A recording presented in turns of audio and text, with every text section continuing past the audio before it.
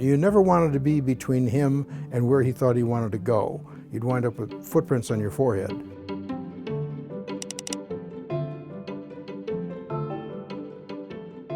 Somebody suggested, well, why don't you find a headhunter to get you a job? I wound up in the offices of Atari.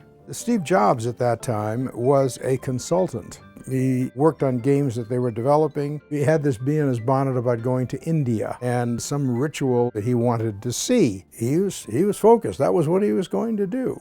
And the opportunity arose, and he took it. Atari had made a monumental success of Pong. A company in Germany had acquired a warehouse full of these circuit boards, half of which didn't work.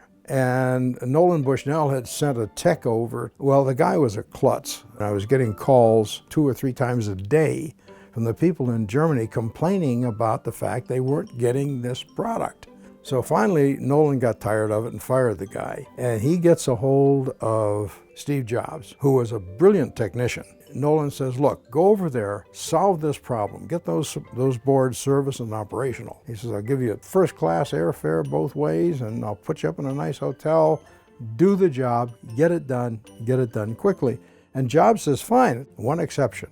Give me a one-way airline ticket, I'll take the rest in cash. And when the job is done, I'm gone. So that's exactly what happened. The responses that I was getting after he started doing the tech work, they were absolutely ecstatic. I mean, this stuff was just flying out the door.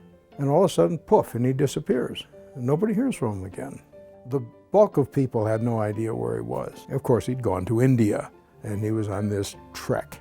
And then one day, out of the clear blue sky, here's Steve Jobs in the office. He got back, thin as a rail. If he stood sideways, all he got was a voice. He claimed he'd had every disease known to man and survived them.